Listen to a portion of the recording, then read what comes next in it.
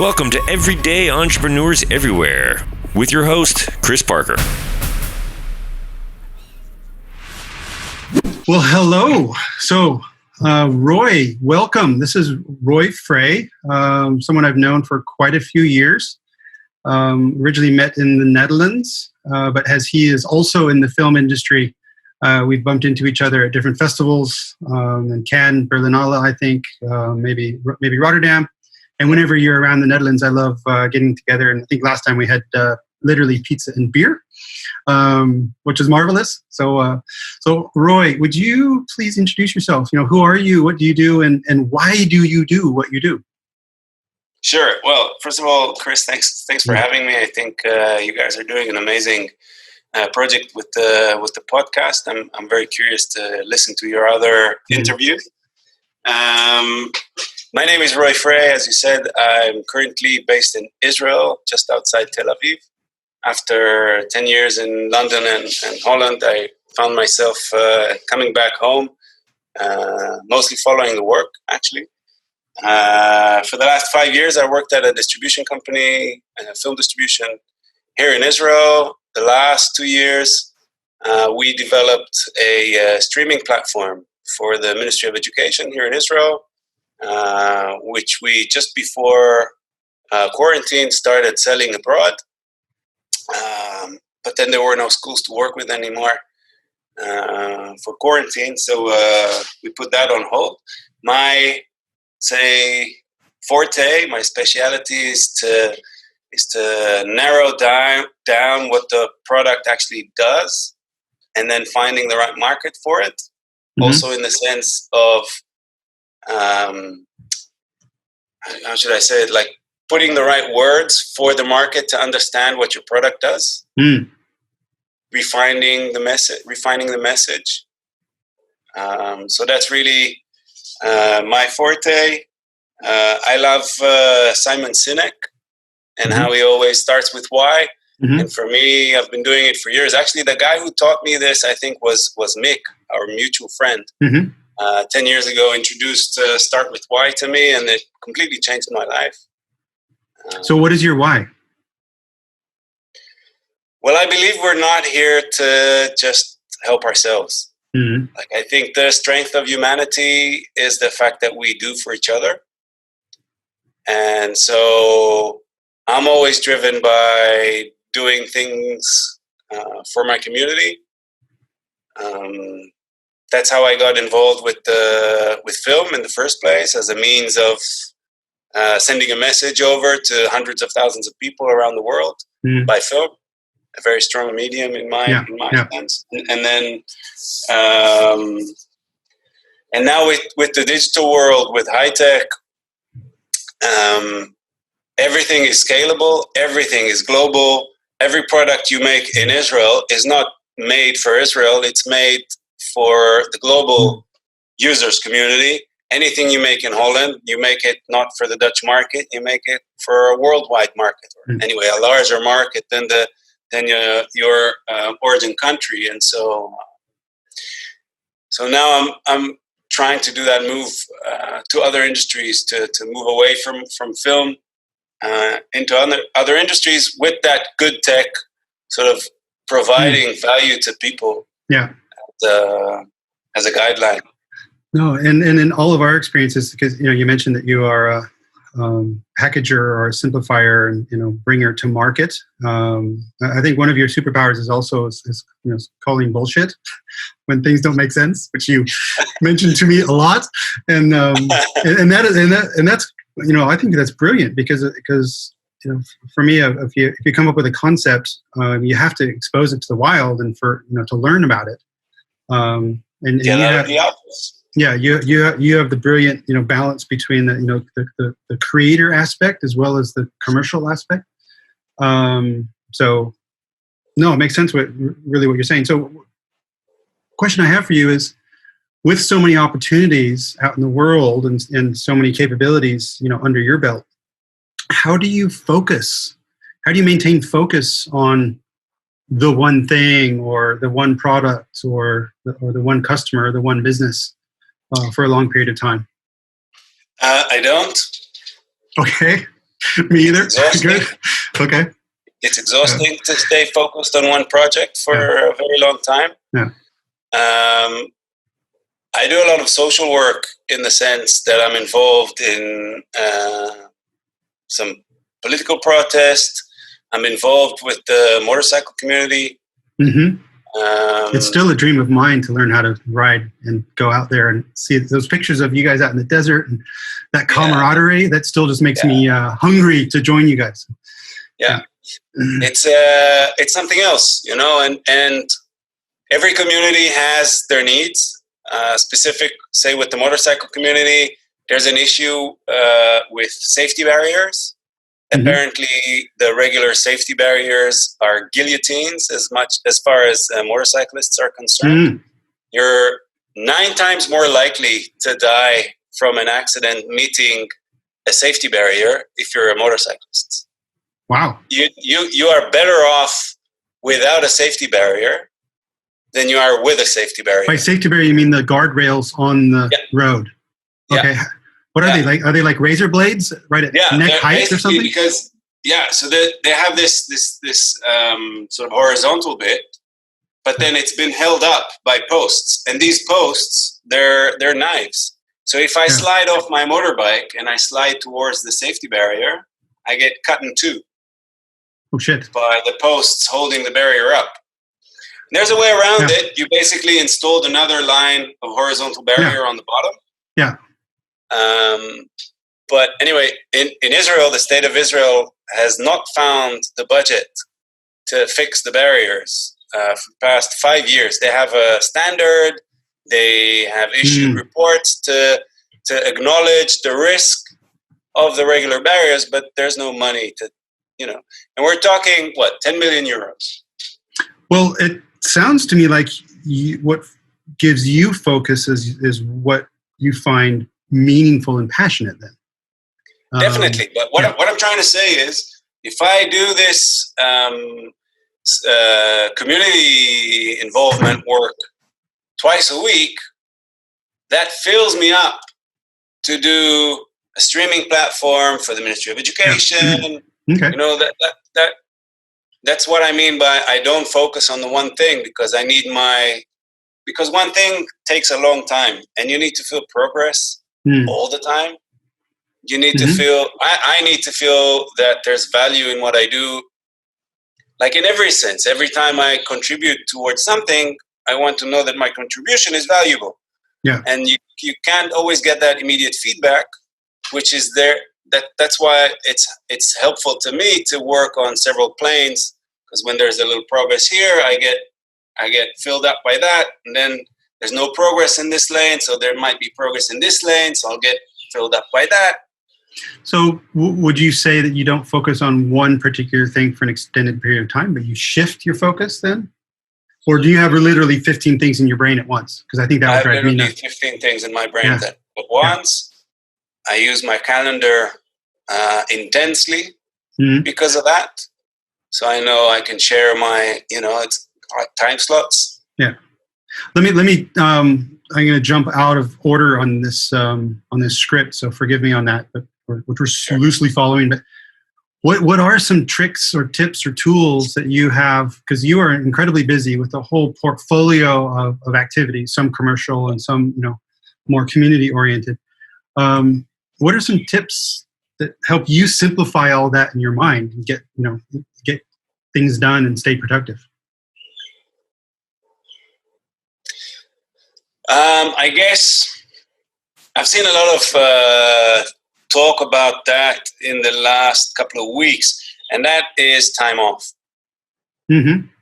So my time on a motorcycle when I go riding, there's all this activity organizing events, but at the event itself, while I'm riding, I allow myself to take half a day off, sometimes middle of the week, to go riding.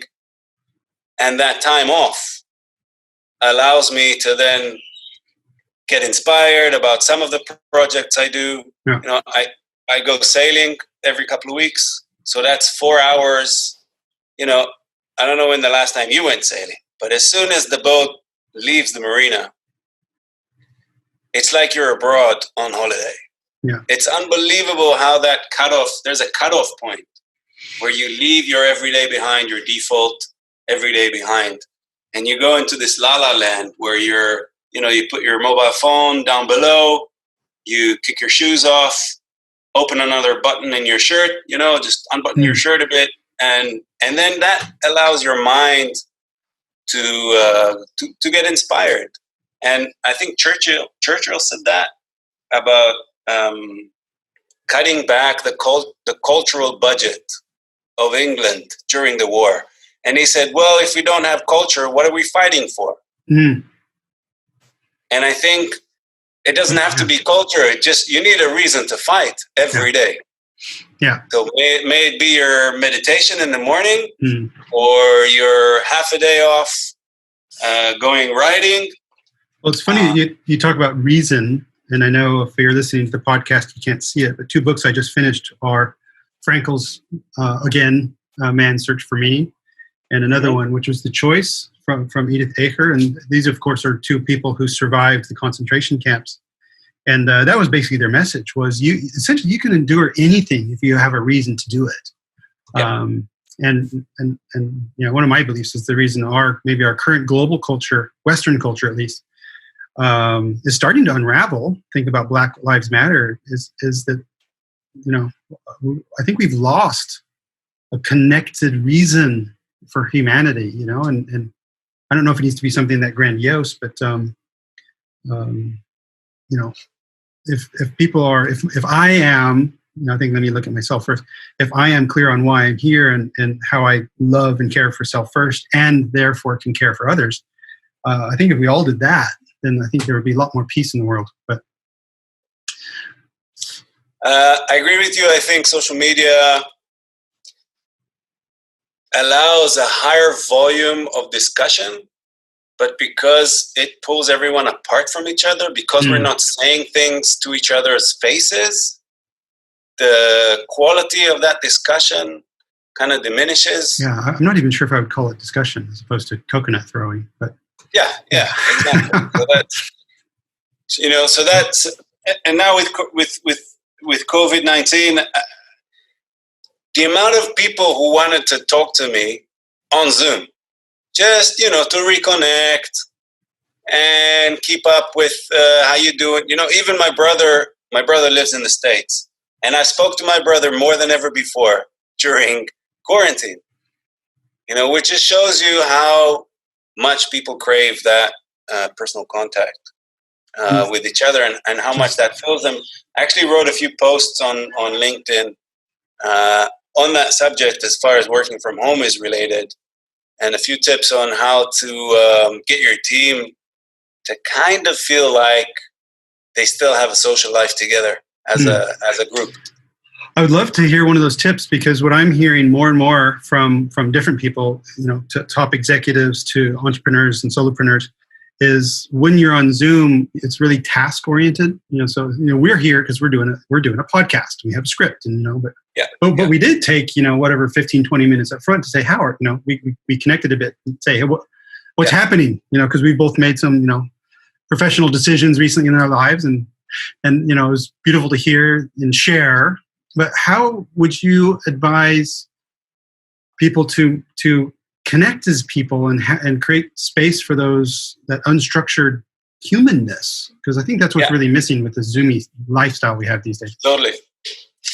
So I'll run through a couple of quick ideas. One is the lack of reciprocity. So the main problem with Zoom meetings is that you don't get any feedback. So when you're in the room and you say something, someone will look at you and give you half a smile because they agree with you. And that half a smile will fill you up with energy in a way that Zoom just won't be able to do for you. So when you're on a Zoom meeting, it's like one-way energy. I'm giving energy to the people at Zoom, and I'm not getting anything back. So that's one thing you need to acknowledge. And then try as team members to give feedback to people talking on Zoom. So you're nodding and your smiles and I agree with that, Yeah. Well, what I have seen on Zoom, and one case in particular is because right now we're one-on-one, and so I can sort of see your face, but I was in like on 8 on 8 type 8 people in a room. And because I have 3 monitors, I actually blew up one monitor so I could see all 8 people. Yeah. And it was exactly that. I was actually able to watch some of the nonverbal when one person was talking. I was like, hey, that person is in violent disagreement but isn't saying something. And that actually motivated me to say, well, I didn't actually point out to that person, but I said, I'm feeling I need to interrupt here and ask this, alternative perspective. And so one technique that I like is just having all the faces on the screen. And then if people turn their cameras off, actually ask them, say, hey, turn your camera on. I want to see your face.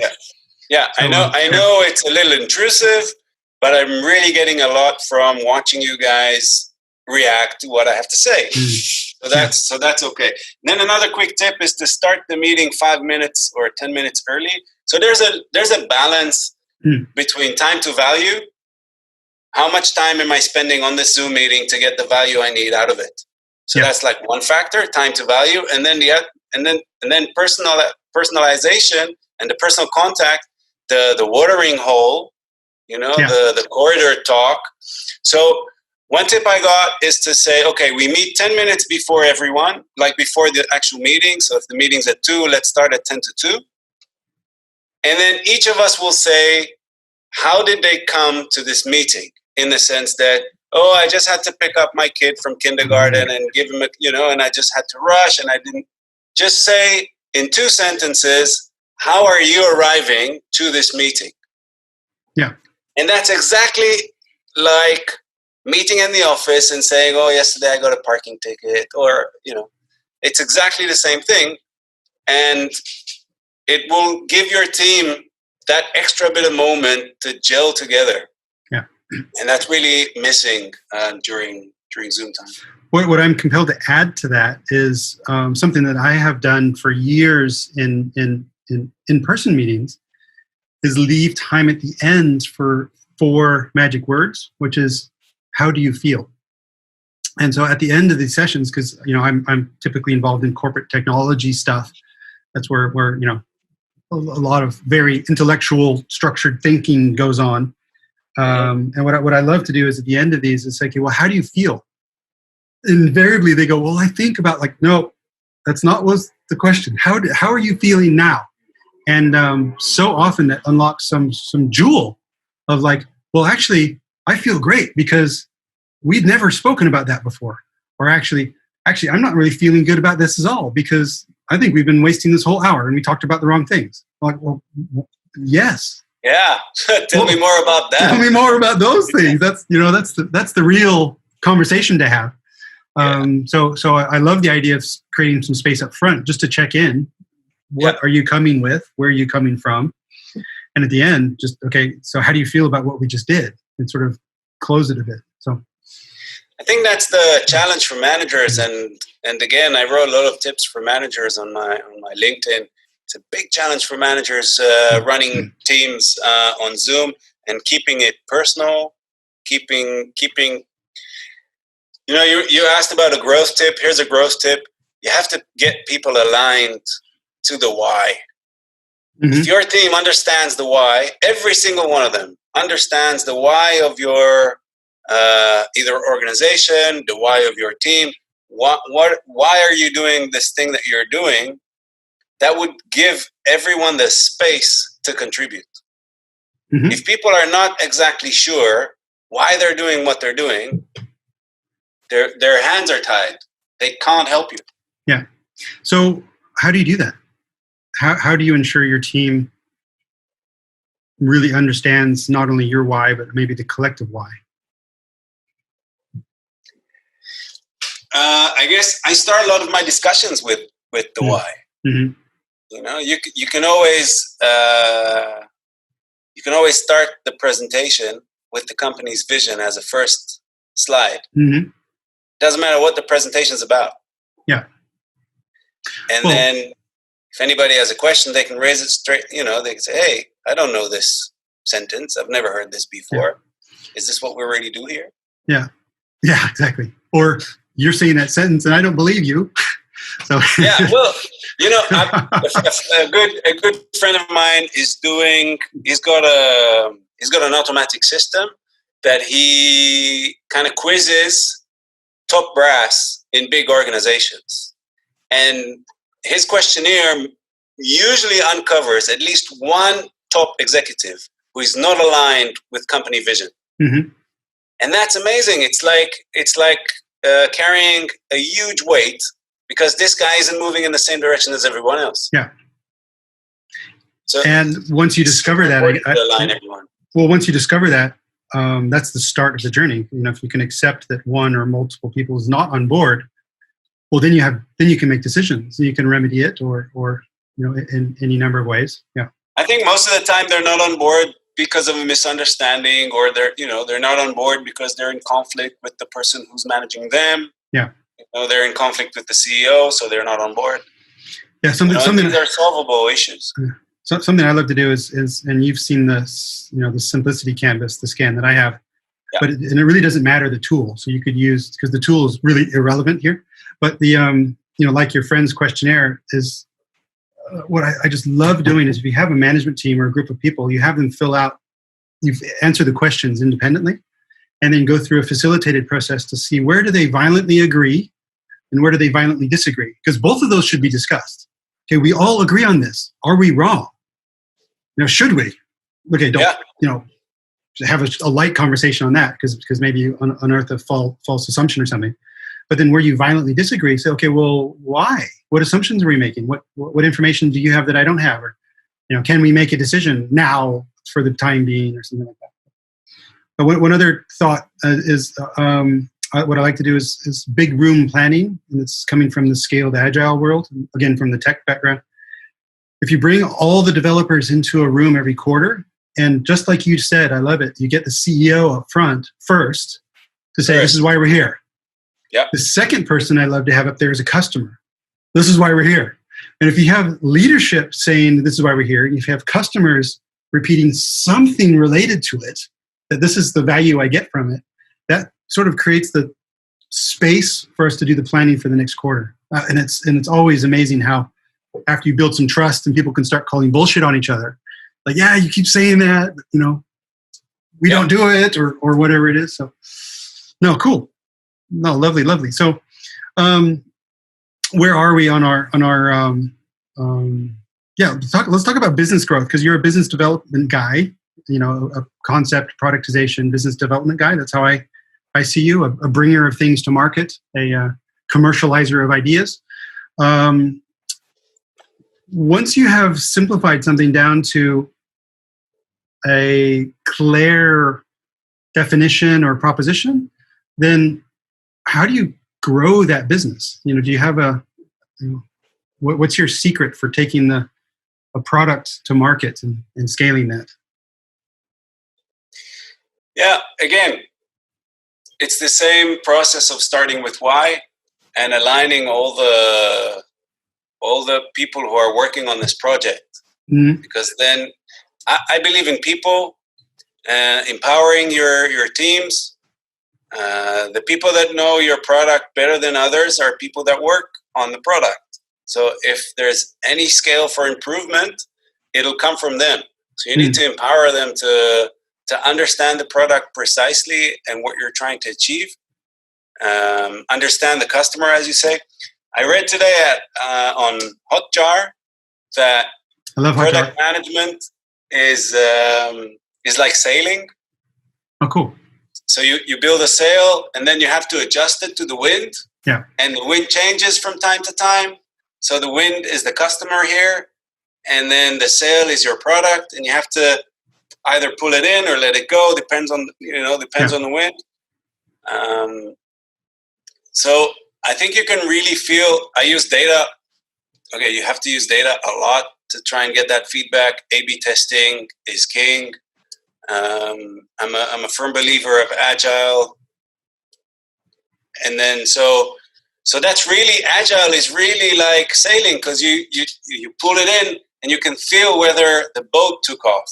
So you can really feel the wind taking the boat on. I'm also a skipper, so the analogy is coming straight from my word. So I think in terms of growth, when the sails are perfectly aligned, you can feel it. The thing just takes off. Yeah. when you found the right market, when you found the solution and you found the right market, the thing just takes off. Just moves. So obviously, automation is big.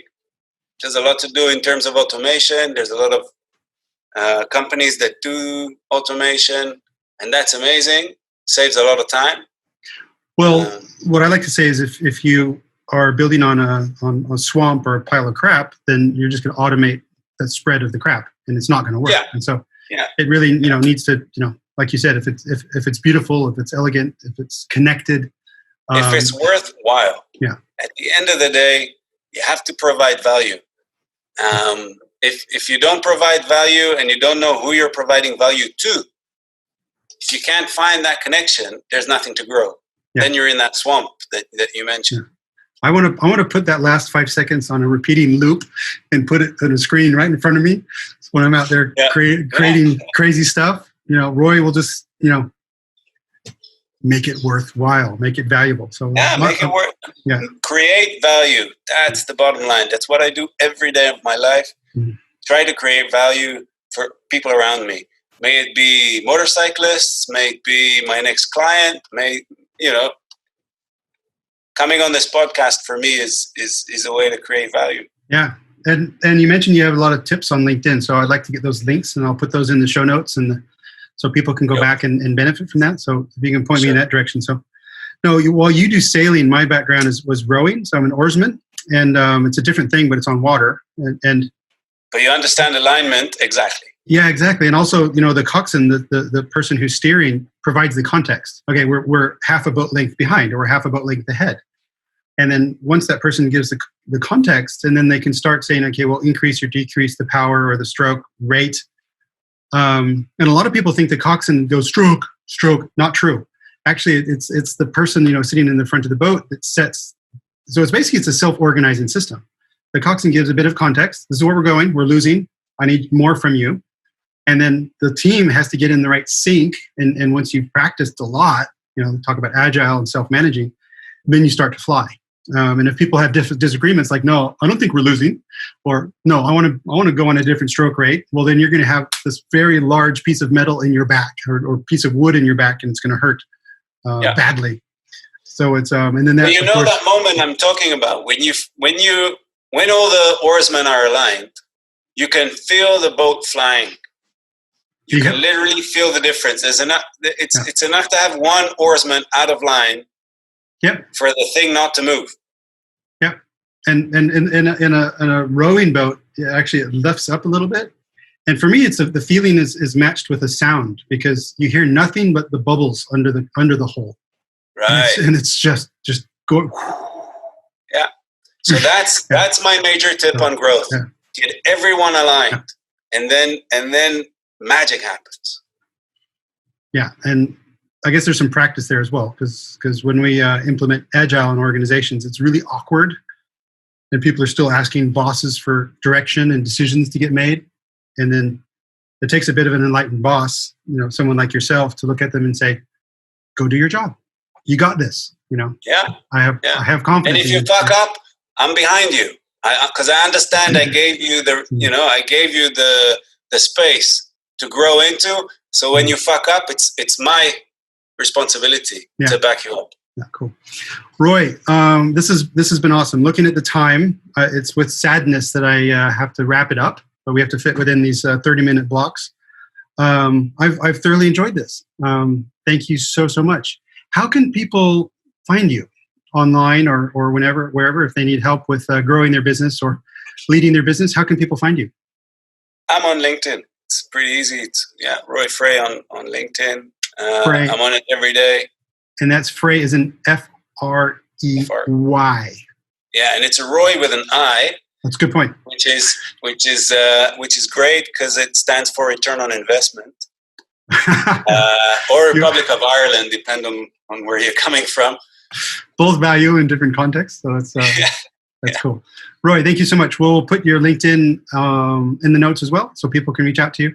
Awesome. Outstanding. Thank you so much. Thanks for having me, Chris. Learn more at ebillion.com/podcast.